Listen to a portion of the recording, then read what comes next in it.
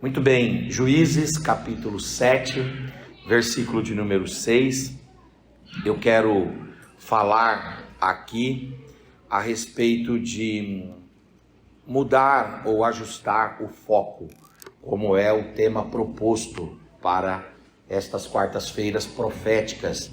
Juízes 7 e 6, e foi o número dos que lamberam, levando a mão à boca, 300 homens, e todo o restante do povo se abaixou de joelhos a beber água.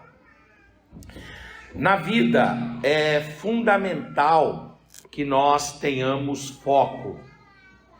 Aliás, mesmo fora do ambiente cristão, se você for para o ambiente de uma preparação para um concurso, se você for, por exemplo, conversar sobre carreira, ou se você for falar sobre projeto, uma coisa que te será instigada a fazer é que você desenvolva na vida foco. Focar quer dizer se concentrar. Focar quer dizer ter atenção. Focar quer dizer imprimir força física. Focar quer dizer demonstrar denodo, esforço mental. Focar é concentrar-se emocionalmente. Focar é estar ali, na sua integridade, na sua inteireza. É necessário focar na família, no bem-estar do cônjuge, na paz dos filhos. É importante focar no aspecto profissional, desenvolver as suas atividades com esmero, com dedicação, com técnica, com paixão, com amor. É necessário focar nas relações de amizade, de cumplicidade. Focar é você ler sobre aquilo que é o objeto do seu foco. Focar é você estudar sobre aquilo para o qual o seu coração, a sua mente, a sua alma, a sua vida se sente atraídos. Focar é dialogar sobre, é conversar. Quando uma pessoa está focada, ela dificilmente muda o relato, a narrativa, o discurso, a dialética. Ela só fala daquela coisa.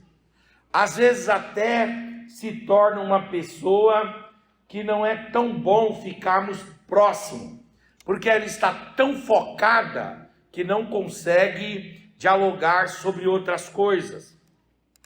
Focar é entender para poder realizar.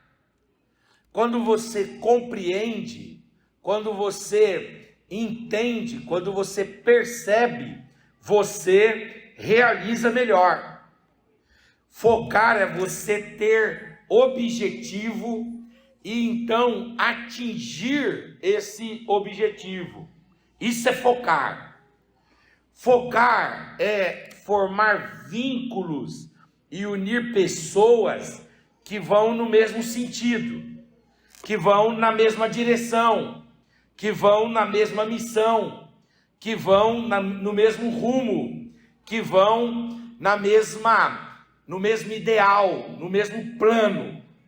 Focar é ajuntar ideias.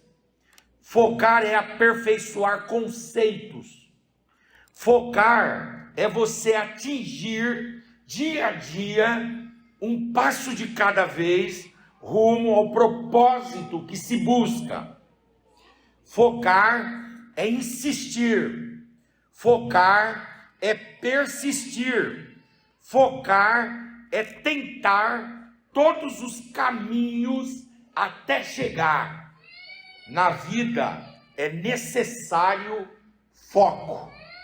Aliás, se tem uma categoria de ser humano que é interessantíssima, é o homem, a mulher, o sujeito que é focado. Quem é focado não se embaraça com coisas desta vida. Quem é focado não perde tempo com falatórios. Quem é focado não fica gastando tempo com aquilo que não é essencial. Quem é focado tem um sentido na vida. E é muito bom quando nós olhamos para uma pessoa e a vemos focada, concentrada, a vemos de fato e de verdade entregue a uma causa, a uma missão, a um objetivo, a um sonho, a um propósito. Focar é necessário. É necessário que foquemos na família. Eu, por exemplo, entendo que é fundamental focar para a saúde do meu casamento. Eu entendo que é necessário focar no desenvolvimento dos meus filhos. Eu não tenho tempo a perder, porque eu tenho 2 filhos para formar. E eu não posso me dar ao luxo de titubear na caminhada. Eu preciso focar na família. Focar na oportunidade que Deus me dá de conviver com a minha mãe, que tem 80 anos e está vivendo os seus últimos dias na terra. Enquanto Deus lhe der fôlego, eu quero focar em estar com ela. Focar nos amigos que Deus me deu. Aliás, conhecidos nós temos um monte. Não é verdade? As nossas redes sociais são cheias. Mas amigos, a gente conta nos dedos. E esses amigos precisam do meu foco, da minha ligação, precisam de um convite para a gente cultuar junto, precisam de um convite para a gente comer uma pizza junto. Aliás, o culto daqui a pouco vai acabar e eu estou aberto aí às amizades. Vamos ver o que Deus pode preparar até 9h30. Tem pizzaria na cidade, graças a Deus. Então, é necessário focar no trabalho. Por exemplo, eu tenho o meu escritório. Eu preciso focar naqueles processos. Eu preciso focar naqueles clientes. Eu preciso focar nas teses que eu quero arguir ali. Eu preciso focar. Focar é necessário. Eu amo o ministério da pregação. Eu preciso ter foco na pregação. Entrar no púlpito e entender-me, como diz o Chesterton, como um guerreiro solitário que precisa guerrear. Isso é foco. Eu preciso focar, por exemplo, no meu ministério educacional. Chegar na sala de aula e dar uma boa aula. Não me distrair. Também não permitir que a qualidade daquilo que eu faço caia. É essencial que eu tenha foco. Eu sou um crente pentecostal. E como pentecostal, eu entendo que é preciso focar na busca pelo Espírito Santo, na busca pelos dons, pela renovação.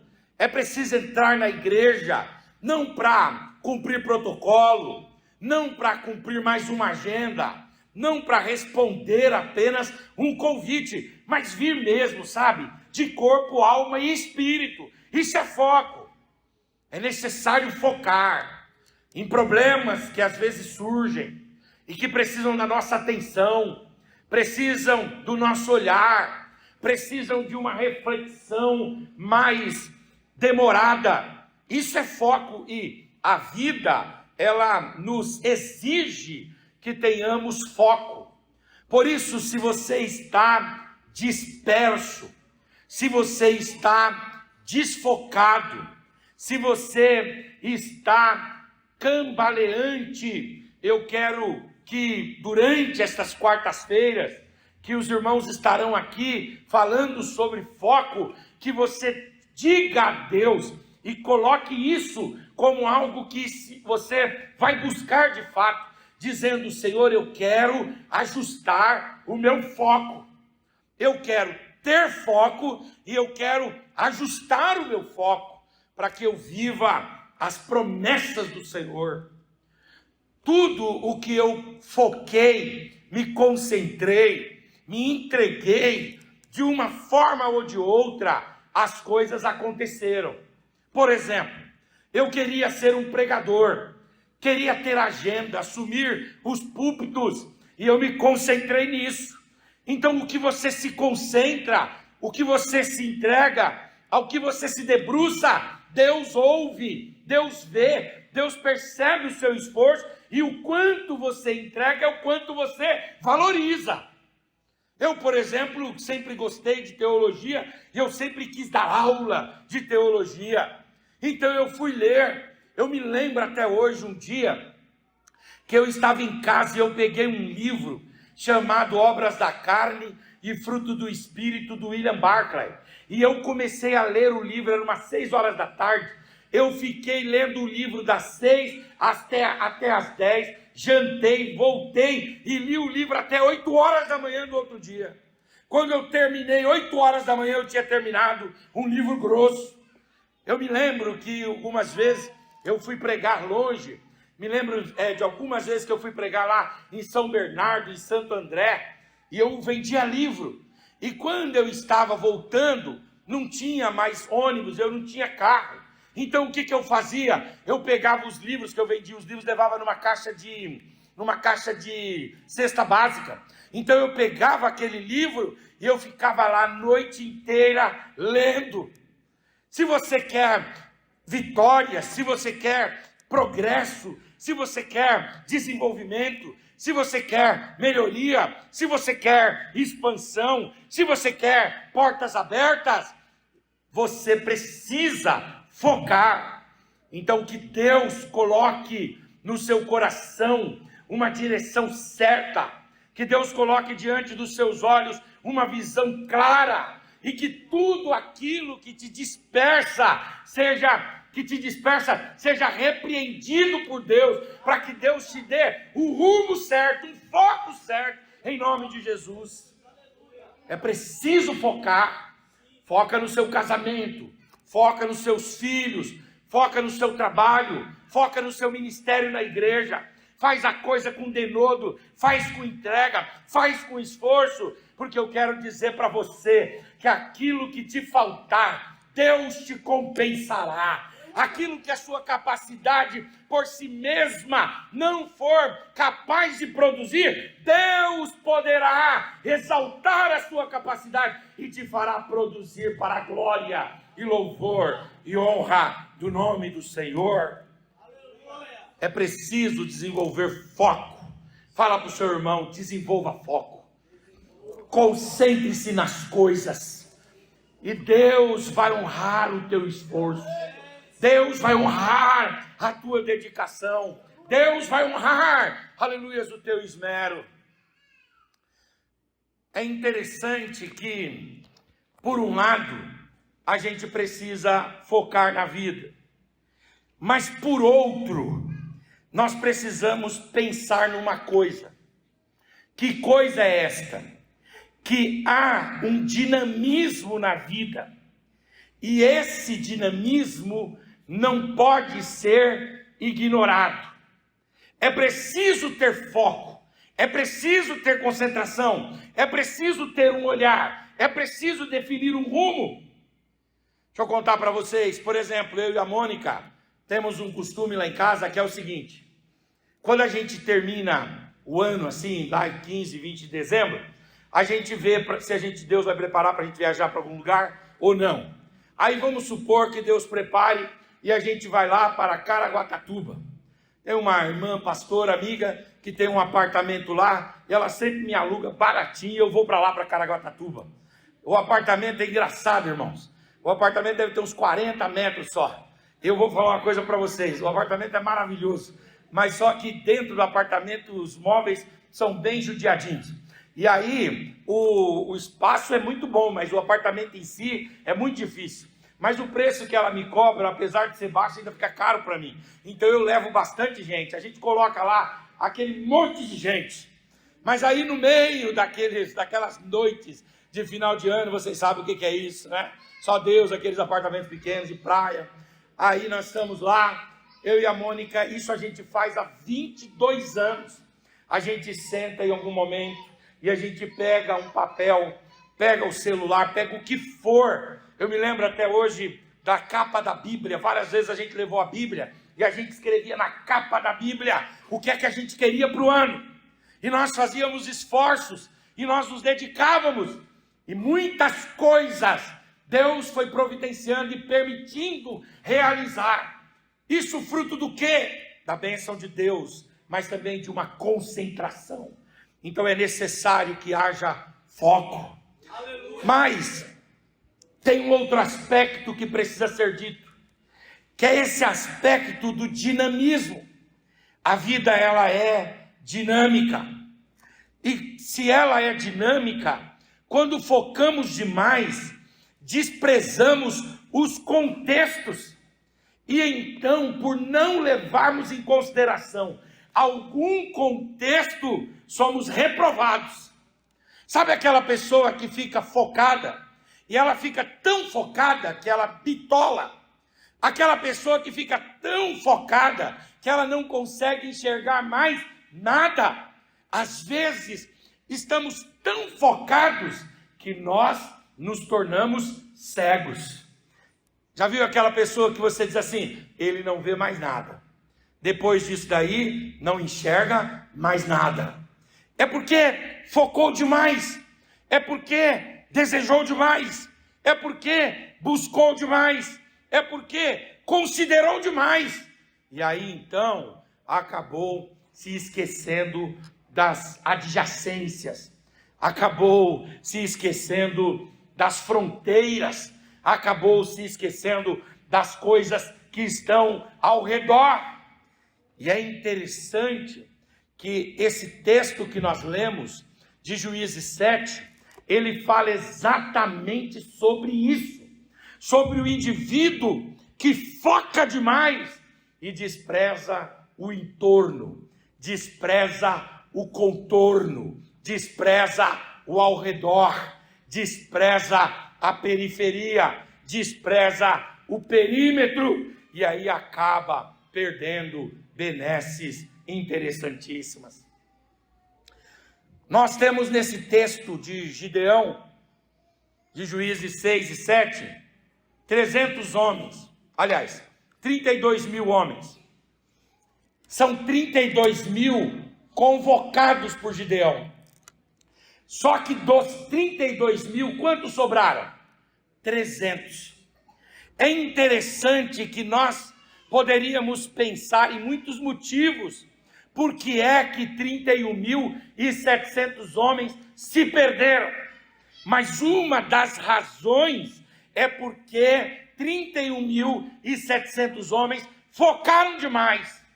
Não olharam ao redor, não perceberam as coisas ao redor e por causa disso foram reprovados. Tem uma frase que eu gosto e eu cito muito essa frase. É do Dr. David Martin Lloyd Jones, quando ele diz que pelo encanto com uma árvore, nós não podemos perder a beleza de todo o bosque. Às vezes você vai fazer uma visita e você se encanta tanto com uma espécie que você despreza todas as outras. Você vai no Hop Harry e lá tem muitos brinquedos, mas você gosta de um só e fica só naquele. Desde as 7 horas da manhã até 10 horas da noite, só num brinquedo. Você perde o parque inteiro por causa de um brinquedo. Você já viu aquela criança que ela fica tão focada que de repente você a leva para ver um filme no cinema e você leva ela num período curto, umas 4, 5 vezes ela quer assistir o mesmo filme? O mesmo filme. ver de novo a mesma cena, ouvir de novo a mesma música. O Lloyd Jones diz assim: cuidado para você não perder a beleza do bosque, porque você focou numa árvore só. Foi isso que aconteceu com esses 31.700 homens. Eles chegaram lá na água, e eles dobraram os joelhos, e eles colocaram a cara na água, e eles começaram a beber desesperadamente, e eles só pensavam na água. Eles não acharam que tinham outras necessidades, eles não acharam que tinham outras possibilidades. Os 300 não. Os 300 se prostram, pegam a água, trazem a mão com a boca, a água com a mão na boca, e quando eles fazem esse movimento, o que o texto diz? Que eles olham ao redor. O Gideão perguntou para Deus: e aí, Senhor, quem vai? 31.700 ou esses daqui 300? Aí Deus falou: os 300. Por que os 300? Os 300 porque eles têm foco, eles bebem água, mas eles não ignoram as coisas que acontecem ao redor. Eles não ignoram as possibilidades, eles não ignoram as oportunidades, eles não ignoram os temores e os riscos que eles não estavam atinando se eles ficassem concentrados só na água. Então, despreze os 31.700, porque não são homens preparados, e fica só com 300 que tem foco, mas sabe olhar ao redor. 300 que tem foco, mas sabe aproveitar as oportunidades. 300 que tem foco, mas observa o que está acontecendo no horizonte e na periferia.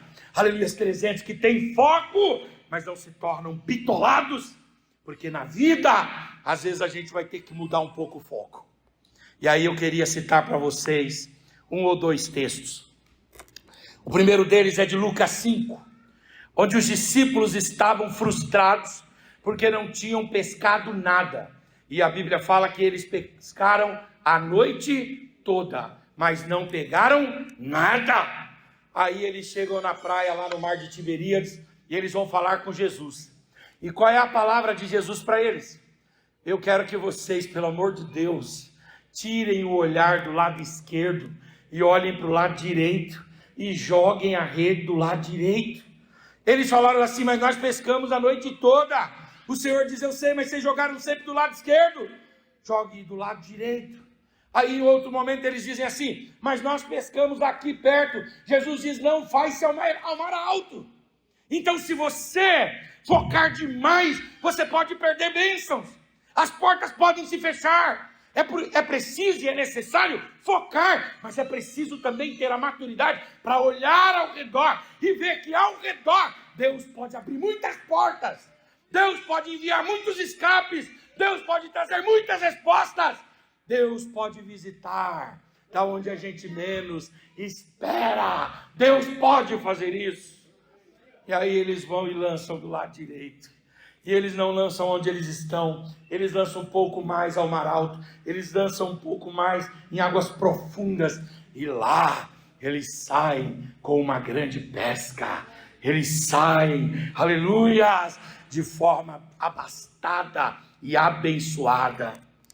Mesmo você trabalhando por longas horas, de forma penosa, dando tudo de si, se o seu foco estiver demasiadamente concentrado num só lugar, pode ser que você tenha um trabalho infrutífero, mas Deus hoje quer que você levante um pouco mais a sua cabeça, aleluia, e diga: Senhor, eu vou trabalhar, eu vou fazer, eu vou me concentrar, mas eu estou aberto àquilo que o Senhor tem para mim, eu estou aberto àquilo que o Senhor pode preparar para mim de outras formas, de outras fontes, por outras vias, por outras pessoas. Eu estou à disposição do Senhor, e se você fizer isso, o Senhor te fará colher e receber um grande resultado, um grande fruto em seus trabalhos.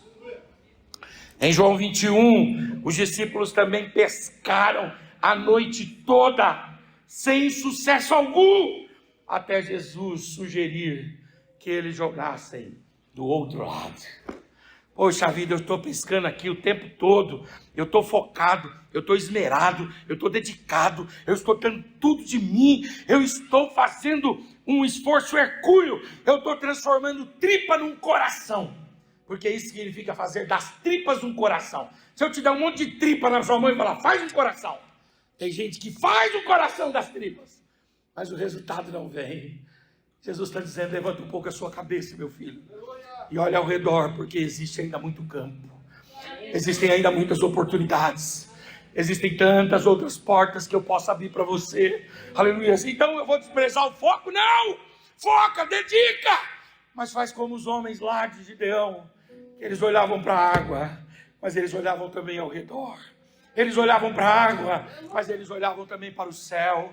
Eles olhavam para a água, mas eles olhavam também um para o outro. Eles olhavam para a água, mas eles olhavam também para Gideão. Eles estavam, aleluias, vivendo focados, mas também de forma madura, respeitando o dinamismo da vida. É preciso, às vezes, mudar o foco, tirar o olhar da onde está concentrado, para ver novas oportunidades que Deus dá. E como é que a gente faz isso? Primeiro, mudar o foco quer dizer levantar a cabeça para enxergar o novo. Se você tiver essa liberdade, se você for homem, não faça isso perto de uma mulher que não tem essa liberdade. Mas se você tiver essa liberdade, eu queria que de forma muito gentil você tocasse no queixo dessa pessoa que está do seu lado e fizesse assim e dissesse para ela, levanta essa cabeça. Levanta essa cabeça, diga, levanta essa cabeça. Tem muita coisa de Deus para você ver. Tem muita coisa de Deus para você ver. Às vezes a gente fica tão bitolado, de cabeça tão baixa, aleluia, de cabeça tão prostrada, com o olhar tão fixo, que a gente não levanta a cabeça e não vê as coisas que Deus tem para nós. Levante a sua cabeça, pelo amor de Deus. Porque se não veio desse caminho, virá de outro caminho. Se não veio dessa pessoa, virá de outra pessoa. Se não veio dessa porta, outra porta Deus abrirá. Mas Ele vai cuidar de você e da sua família. Ele vai cuidar da sua casa, do seu ministério. Aprenda a andar de cabeça erguida. Em nome do Senhor Jesus, levante essa cabeça. Em nome de Jesus.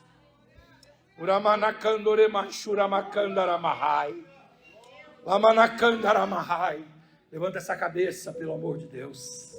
Olha para o horizonte. Aleluia, glória a Deus, aleluia, glória a Deus. Eu lembro que eu era criança e eu li um poema. Eu acho que o poema era do Machado de Assis. E o poema perguntava, duas pessoas trocando ideia, e o poema perguntava assim, qual é a glória do horizonte? E aí o outro personagem do poema respondia, a glória do horizonte é a amplitude. Qual é a glória do horizonte? A glória do horizonte é a amplitude. Pelo amor de Deus, não foca só numa coisa não. Levanta essa cabeça e veja que Deus tem muito mais para você.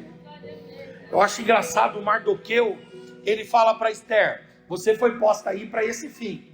Meu coração está com você, minha alma está com você, os judeus estão com você. Mas eu quero dizer para você que os meus olhos não estão só em você não. Se de você não vier um livramento de outro lugar, Deus vai mandar um socorro.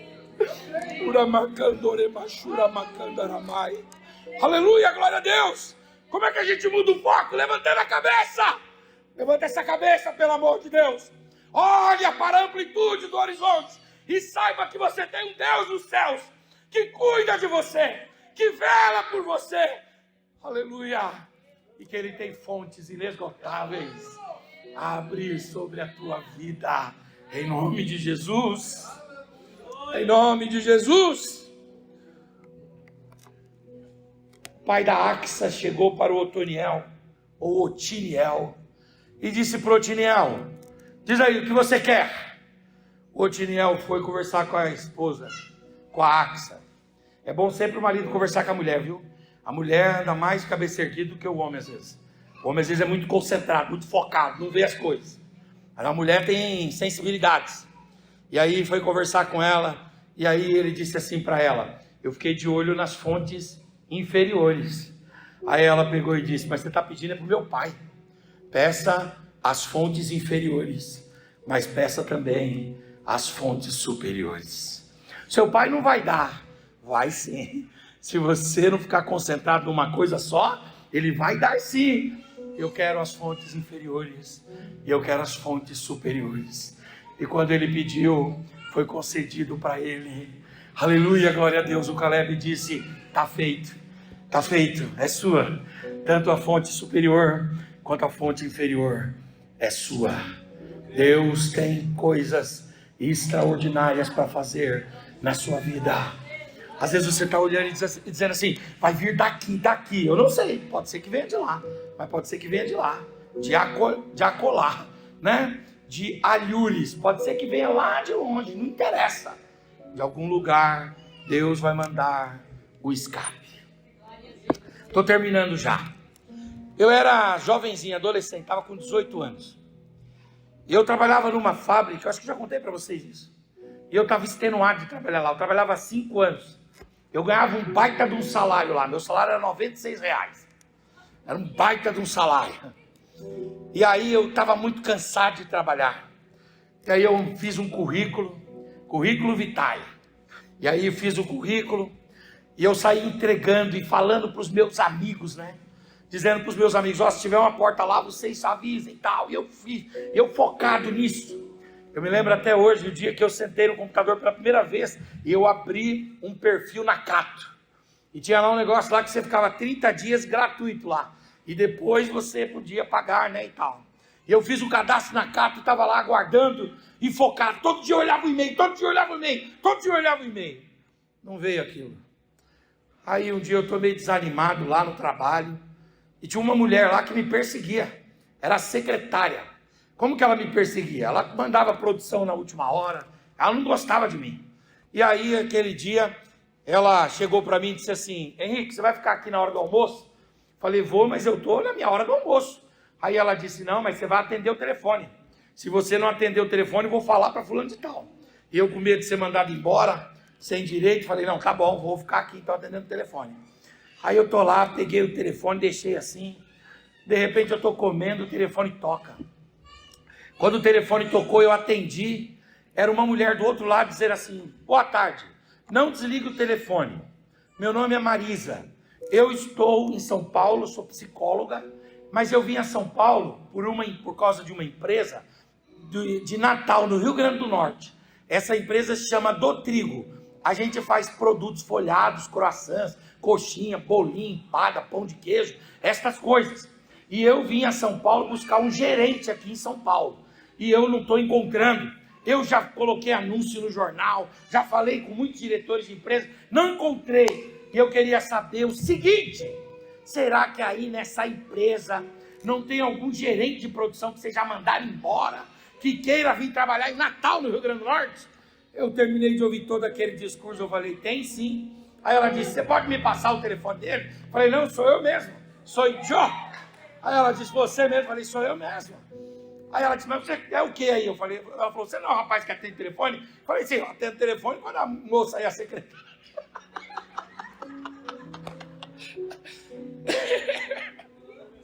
Me perseguindo, me mandou atender o telefone. Eu tenho que atender o telefone. Aí, tudo bem, ela me mandou, eu estou atendendo. Aí eu expliquei para ela, eu falei: eu sou gerente de produção aqui. Aí ela: você trabalha com a máquina tal? Trabalho. Você trabalha com a máquina tal? Trabalho. Então é o seguinte, vai no Belenzinho sábado. Eu fui no Belenzinho no sábado, numa sala.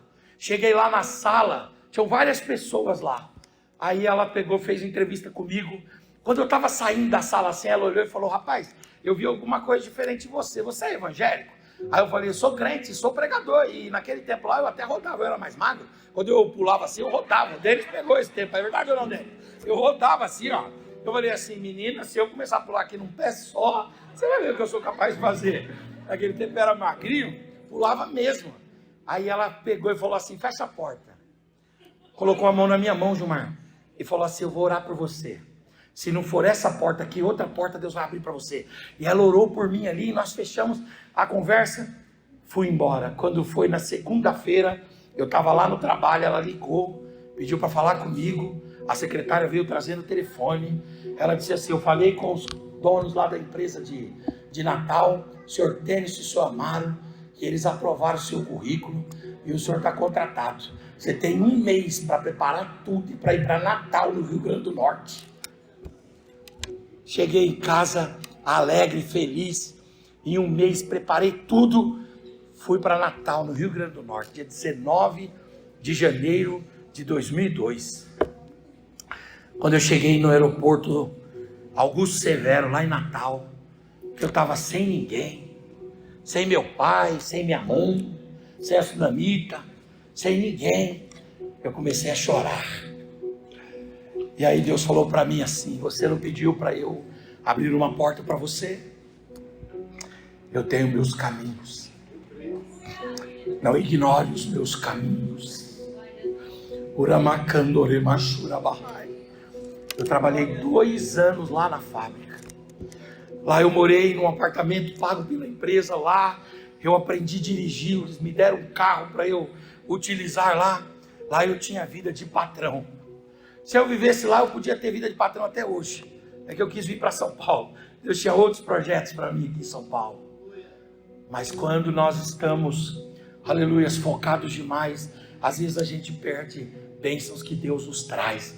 Mas se a gente levanta a cabeça e diz: Senhor, eu estou com a minha vida na tua mão, Deus dirige a nossa vida, Deus dirige a nossa história, Deus conduz a nossa história. Casei aqui em São Paulo, fui para Natal. Lá a Mônica ficou grávida, a Moniquinha nasceu. A Moniquinha é potiguar por causa disso. Lá eu desenvolvi amizades extraordinárias. Uma delas é o Marcos. Vou sempre para lá, fico na praia de Camurupim. O pessoal aqui conhece a praia de Camurupim. Fico lá dentro da Pedra Oca, varão. Tomo banho dentro da Pedra Oca. Eu entro lá. O pessoal fala: o que é isso? É alguma coisa encalhada? O que é um mistério? Chamaram já a Tribuna do Norte para me entrevistar lá. Eu fico dentro da Pedra Oca. Aleluias. Aleluias. Lá eu desenvolvi uma amizade. A amizade do Damião. E aí, olha que coisa interessante. Fazia anos que eu não vi o Damião.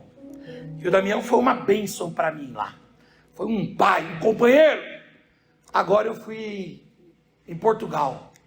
Cheguei em Portugal, preguei lá, o pastor falou: olha, você vai dormir aqui, você ia dormir na minha casa, mas você vai dormir na casa de um irmão, porque esse irmão tem uma casa melhor, você vai ficar melhor lá. Eu falei: não, aqui na sua casa tá bom. Ele falou: não, vamos lá. Aí eu fui, falei: tá bom, onde que é? Era um apartamento, 3º andar. Aí lá fui eu, subi. Quando eu cheguei lá em cima, eu olhei, abriu a porta. Quem que estava lá? O Damião. O Damião me recebeu, me deu até esse relógio. Ele sempre me dá relógio, ele vende relógio. Eu tenho um outro Bulova lá que ele me deu. Agora ele me deu esse relógio aqui. Eu falei: varão, sempre que eu te ver, você me dá um relógio. É bênção. Fala pro seu irmão: Deus tem seus caminhos. Diga: Deus tem seus caminhos. Deus tem os seus caminhos. Aleluia. É preciso focar, sim ou não? Mas é preciso também levantar a cabeça. Aleluia. E ver ao redor. E perceber que Deus tem muitas possibilidades de nos abençoar.